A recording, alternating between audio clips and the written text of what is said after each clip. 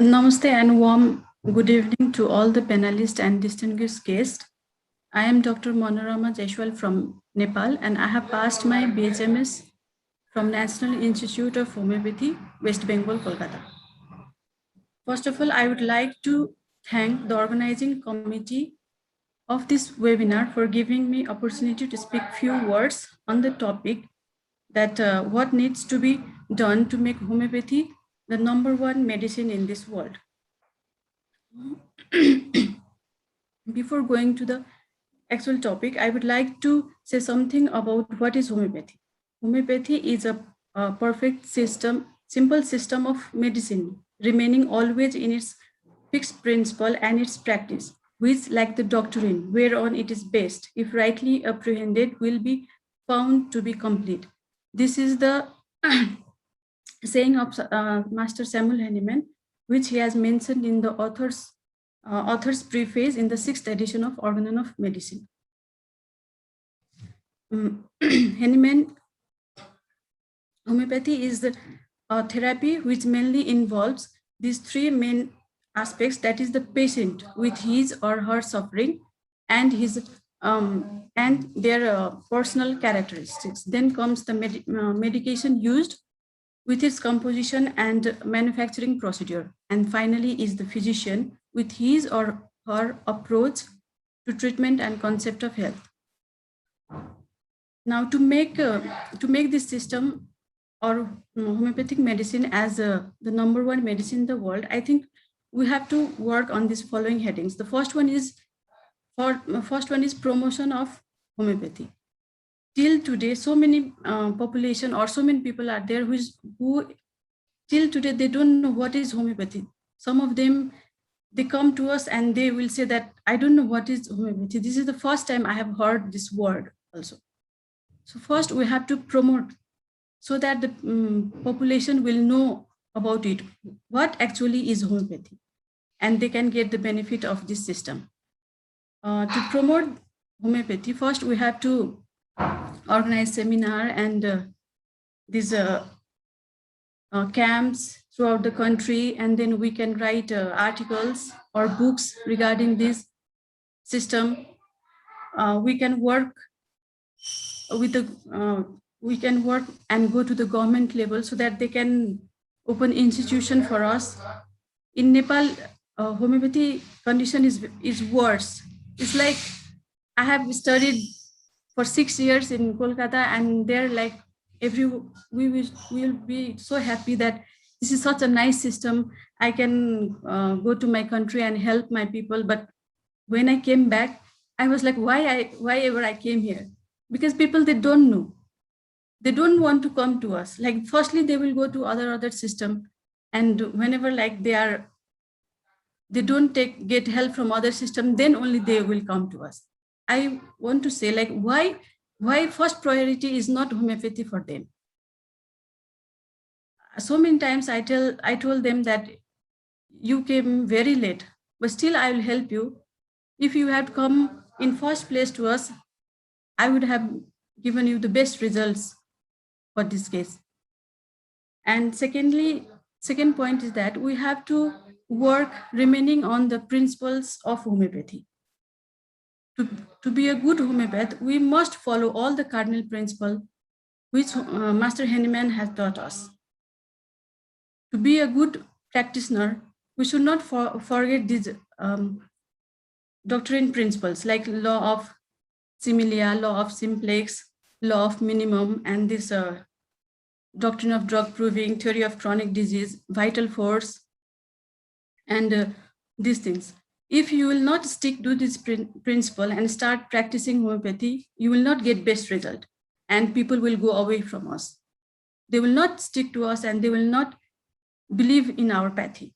So the first point is to promote, to make this system the #1 medicine. We have to stick on our fixed principle. And the other thing is that we have to work on how we can make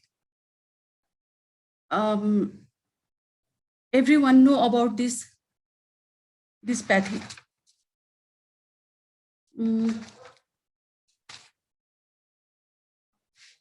we have to work to find out the more about the prevalence, cost, and ways of using homeopathy. We have to improve the quality of homeopathy practice. We can improve this practice by better understanding of homeopathy, especially its semology, what is needed in new trials. We can make new trials on these healthy individuals. We can bring these toxicological and allergological findings for certain medication up to date, so to arrive at the better understanding of reliable symptoms. By aiming the prescriptions of medication not at semology alone, but also to their physiopathological effect, which has already been initiated in recent medical practices. By comparing different types of homeopathy practice, which is essential for standard of practice and laid down. We have to, the fourth point is we have to promote clinical research. We can promote this clinical research by opening hospital services for this homeopathy clinical practice, so that the controlled trials can be carried out based on the realistic of their practices. We can develop by developing different types of clinical trials depending on the homeopathy medication and close to the psychotherapy and perfectly suited to classical methodology. Conversely, highly individualized treatment, that individual basic medications in high dilution, calls for modification in the protocols. By incorporating in the studies parameter for the quality of life and economic data, we can develop basic research. Basic research can be developed by establishing a research topic on the physiopathological mechanism governing medications. This work largely performs on the initiative of homeopathic laboratories, would be conducted in cooperation. By reproducing or carrying out physiochemical research, in particular on the spectroscopic characteristics of highly diluted solubles. And the seventh point is develop critical education and training in homeopathy. In universities education, by providing information to all the students, then by instituting an inter-university degree allowing practitioner trained under it and incorporate homeopathy in a therapeutic strategies after the establishment of a diagnosis. During this continuing medical education, by adding the benefits of conventional medical training to those of non-conventional practices. And the next point is maintaining the holistic approach of homeopathy practices. Making the best use of everything that consultation employs to the benefit the patient-doctor relationship, promoting a change in the perception of all illness and helping the patient to control the state of his or her health. We should not forget that this holistic approach of homeopathy, we should always consider the individual as a diseased person, not his individual is different parts it's sick. We have to consider the whole individual as a disease element, and we have to work accordingly. And last but not least is we have to do proper case documentation is needed. Because I think due to lack, we are working every day, but we don't have the documentation, proper documentation, so that we can give them proof that, see, homeopathy is not only placebo, it also works on different cases.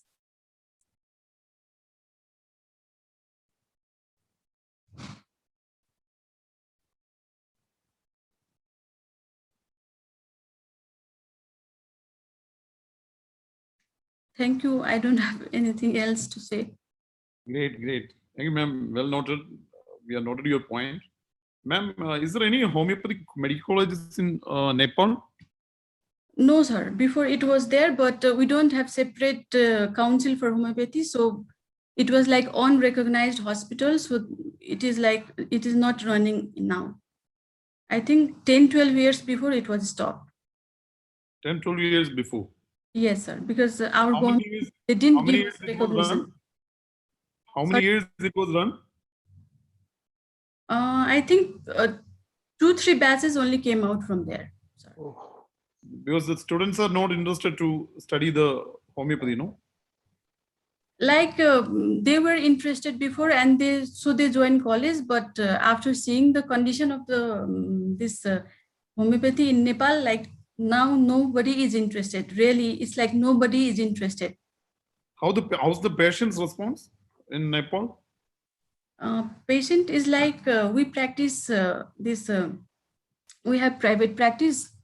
Like this low economic condition, people will come because they don't have enough money to spend on this modern medicine. So they will come, and if they will get results, like they will send other patient also. It's like that one only. How many homeopathy doctors in Nepal? Registered are almost 140 only, sir. 140. Okay. Okay. Anyway, ma'am, nice to hear your presentation. So we want to do a lot of things as IFPH. We are ready to support everyone. Okay. Yes, sir. So, Yes, sir. I want, like, if you people will help us, then I think we can open one college or institution. Then only I think we can do anything here in Nepal. yes, ma'am. That International Forum for Promoting Homeopathy. I want to introduce the one more thing. Today, actually, we have 2 seminars. After the 8:30 to 9:30 Indian time, there is another session. That's first time in IFPH history. The own country, especially from Turkey, the own country is coming forward. Especially Dr. Servi Postangu, she coming forward and she make a WhatsApp group. Now it's around 500 people are joined.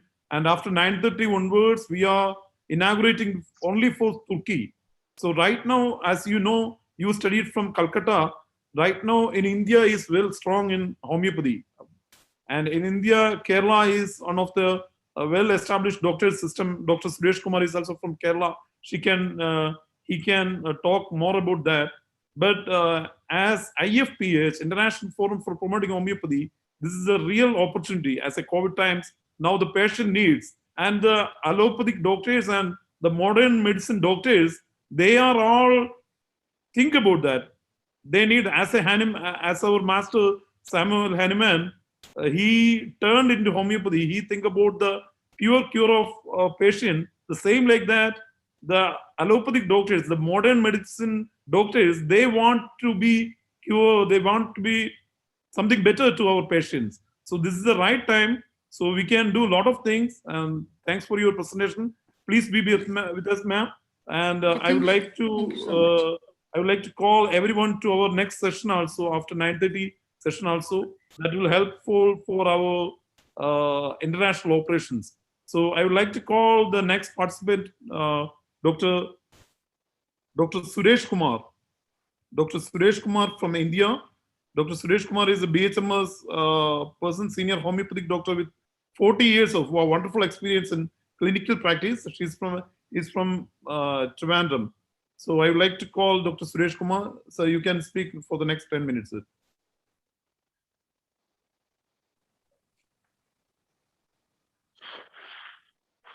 it's muted, sir. You are muted. Please unmute.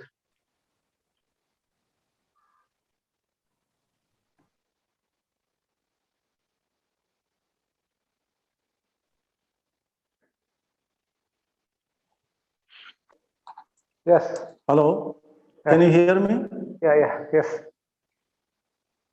Okay. Shall I start? Oh, yes. Shall I sir. start? Yes, sir. Okay.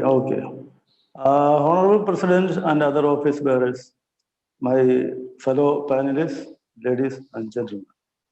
Good evening, all of you. Choosing this topic for discussion itself is a daring step, but in the right direction. Hats up to IFPH team for this bold decision.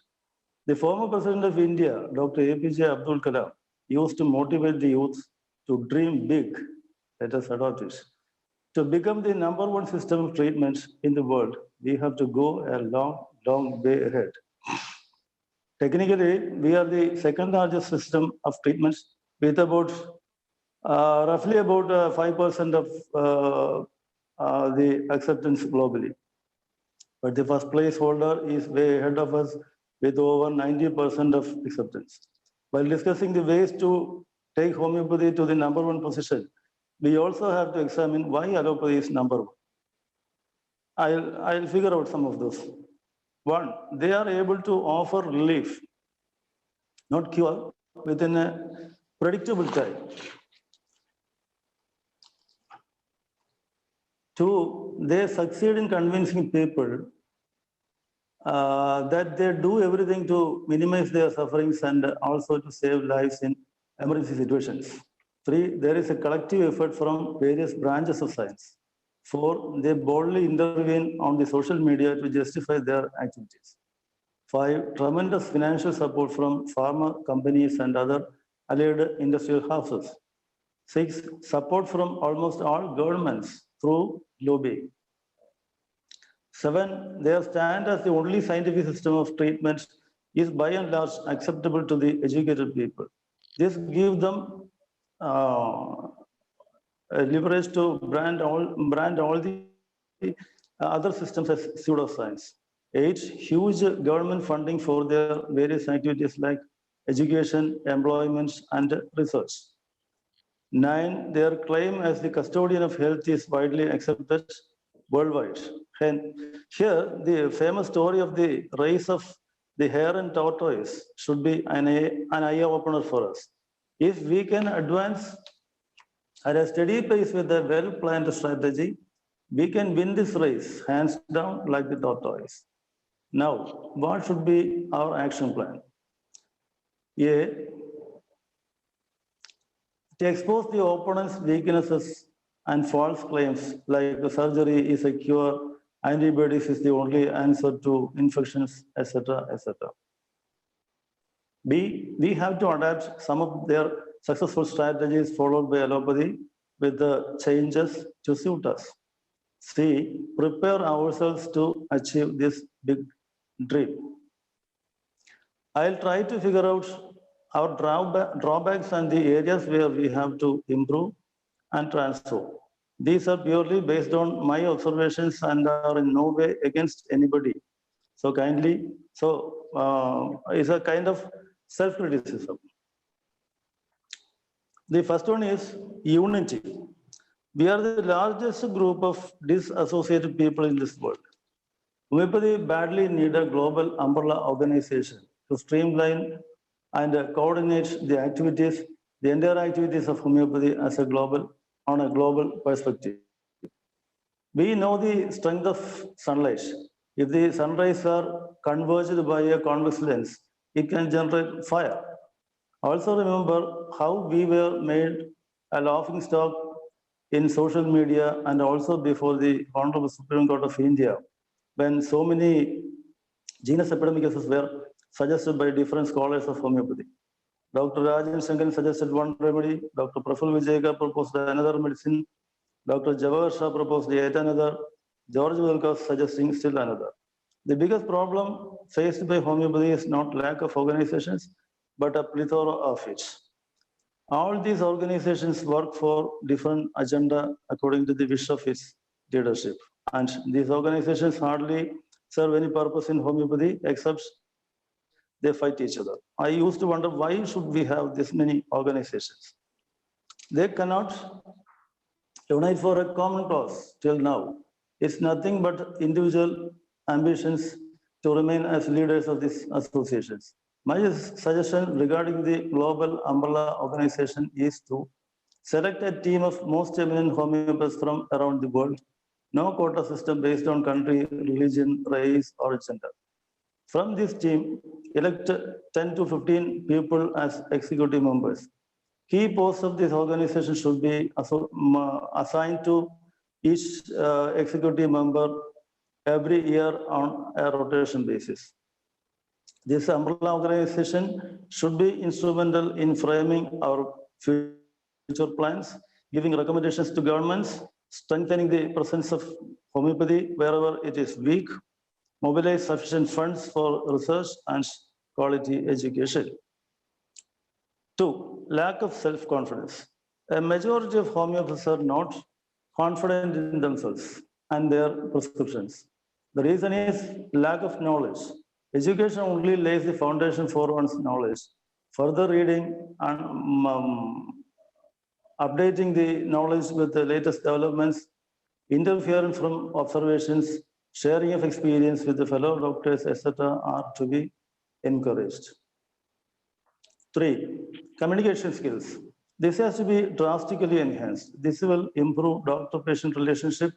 Poor communication skills is the main reason why homeopaths shy away from writing in social media and all. 4. Intervention in social media. Social media are indispensable part of our daily life and are capable of influencing people's thoughts. Except a negligible number of good homeopaths, nobody is bothered to be active in social media. Quora is a social media platform where I have been active for 4 years. I am allotted a blog space in Quora in recognition of myself being selected top writer in IELTS subjects. I have named my blog space as Homeopathy Never Fails. Like any other social media, Quora is also dominated by anti-homeopathic lobby. The tone of the write-ups are homeopathy is placebo, homeopathy is pseudoscience, it is gutter water, crap, homeopathic philosophy is against all non-scientific laws, homeopaths are charlatans, Hahnemann was crazy, etc., etc. When this kind of denigrating write-ups appear in Quora, I have noticed the neutral readers who have no vested interest asking in the comment box, why don't homeopaths come and defend themselves? When nobody come in defense of homeopathy, naive readers are compelled to believe these write-ups. 5. Intervention in public health issues. We have to be proactive as individuals or part of any organizations, like distribution of prophylactics against infectious diseases, conducting medical camps, conducting awareness classes to small groups, etc. Realize that people are our real strength. 6. Homeopathic education is an area where we have to improve on a large scale. Lack of uniformity of homeopathic education. Different courses with the different curricula are offered in different countries. This should be standardized. 7. Lack of good clinical training. When students are taught single medicine and minimum dose, the teachers treat the patients using multiple medicines. This creates confusion in the minds of the upcoming doctors. All good teachers are not good clinicians. The ultimate result is students pass out in flying colors, but they are afraid to treat patients. They seldom witness a chronic case being treated and cured strictly according to homeopathic philosophy. At the hands of the half-baked homeopaths, the future of homeopathy would never be promising. Homeopathic subjects are taught with an emphasis to score marks in the exams. Without properly understanding organon and materia medica, how can we become a good homeopath? We can't understand homeopathy with an allopathic mindset. Study of non-homeopathic subjects are an essential part of education, but their importance can't be placed above that of homeopathic subjects. Studying homeopathy is easy, but understanding homeopathy is difficult and different. This is the real issue with the youngsters. 8. Homeopathic pharma sector need to be brought under strict vigil by the authorities. Put a full stop on the manufacturing and marketing of patent medicines, which are combinations of several drugs mixed together in varying potencies. This is against the basis of homeopathy. The pharma companies justify this by citing their non-profitability in manufacturing dilutions and other original homeopathic products. Dear friends, manufacturing and marketing combinations is not the solution. The price of the medicine should be increased to a level which gives the manufacturers a reasonable profit. Those who are not satisfied with this can switch to allopathy, where huge profits are waiting. All homeopaths should stop using these patterns for the sake of homeopathy. The ninth, difference between relief and cure. We have to emphasize and popularize this in social media. Homeopathy is the only system capable of curing diseases. All the others bring only relief to the patients. They never cure any disease. And 10th point, commitments. Every homeopath should be committed towards this noble cause of becoming number one in the world.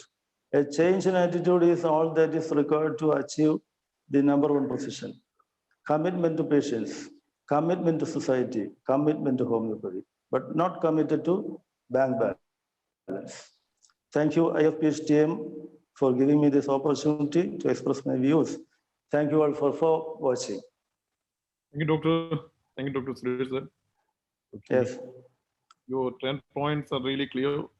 So we can go for the next participant, Yeah. Dr. Najmul Hassan Jamson from Bangladesh. He completed his BHMS and MPhil. MS. I don't know from where you can introduce yourself and from where you will completed your MPhil and MS and clinical research experience in complementary and homeopathic medicine research. So I would like to call on you. Please introduce yourself and talk about 10 minutes, sir. Thank you. Okay, thank you. Thank you for offering me this opportunity, and thanks the International Forum for Promoting Homeopathy Authority to organize this wonderful webinar. I completed my BHMS from Government Homeopathic Medical College, the only one medical college in Bangladesh, Homeopathic Medical College in Bangladesh, and I completed my MPhil from University of Dhaka under biological science from Department of Genetic Engineering and Biotechnology. So, and I completed my master's in microbiology from a private university called Prime Asia University, Bangladesh. And yes, I like to work and work in clinical studies. So here today, I'm going to express my views to how we can become the topmost medicine, topmost treated medicine in the world. I would like to present a short slides presentation. So if you please allow me, I will start my screen sharing. Yes, please, Yes, sir. you can do it.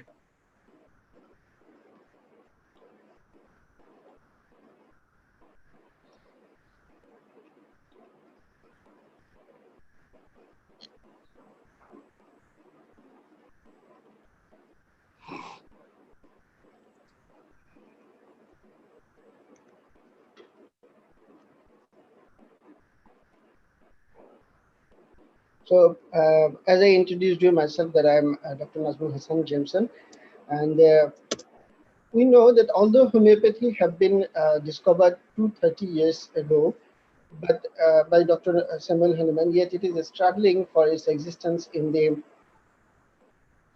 medicine as industry as well as in the society.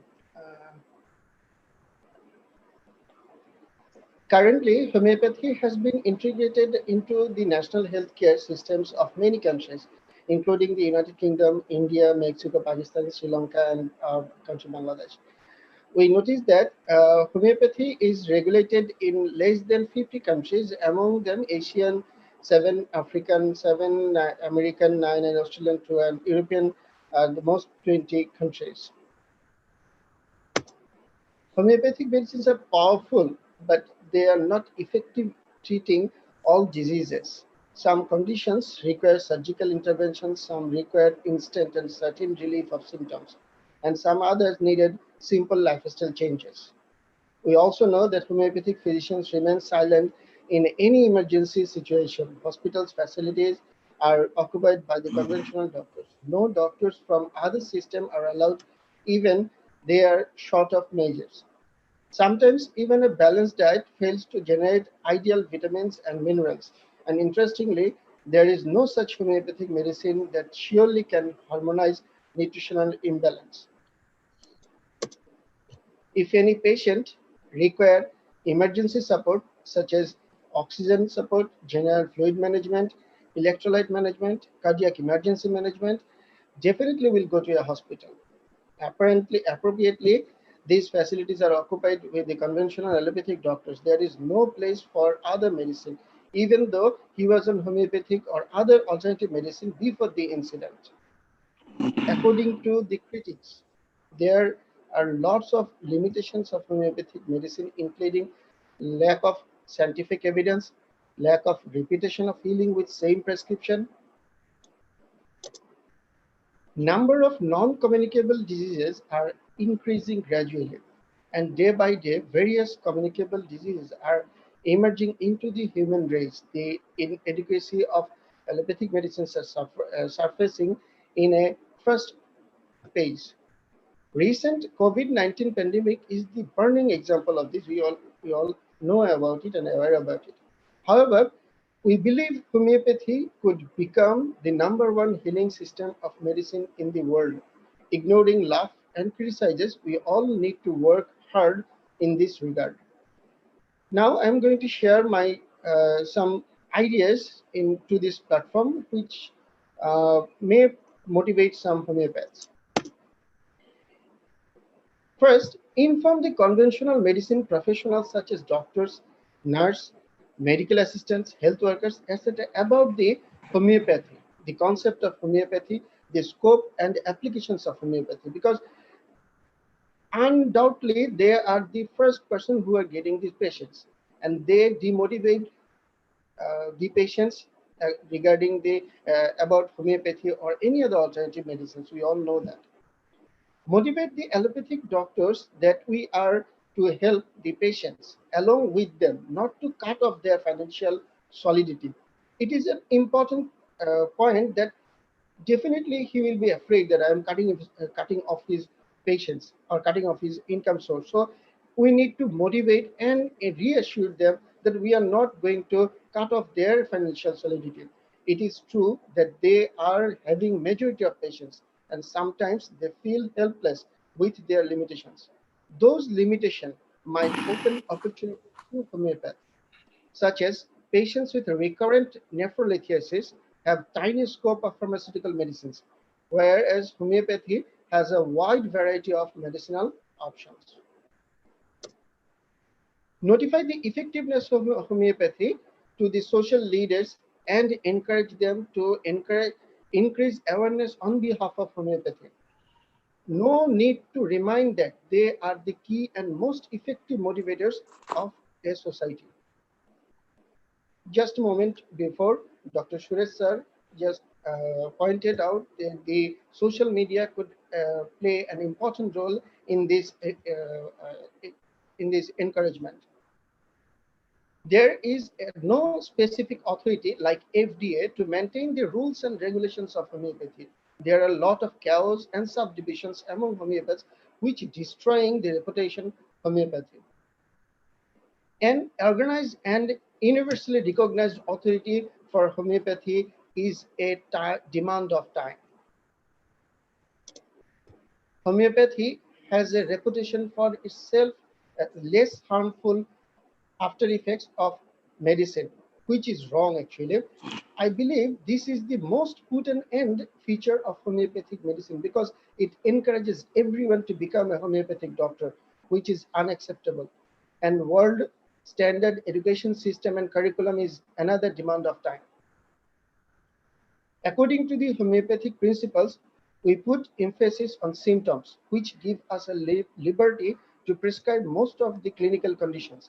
But we also are aware that a regional or systemic knowledge of medicine will help us more to select a remedy. In homeopathy, I find a bold scope of specializations. There are a lot of homeopathic medicines to help the poor patients. Simultaneously, we have to agree that we cannot provide hospital management, which is very essential in treating emergency conditions. Full-fledged hospitals, which will have both OPD and IPD, is essential to prove our effectiveness in the world health system. None of our medicine is proven to its full extent, as they were experimented on healthy human. We need to focus on performing new proving on animal model and finalize on human to enrich our materia medica. Numerous research and investigations is required to establish homeopathy, which currently very undersized. Clinical, cellular, and molecular research will help the scientific arena to understand the superiority of homeopathy. I tried to express my opinion in simple language to promote and institute homeopathy in the talk. And as we spoke earlier, that we all need to work together to reach this apex. Thank you.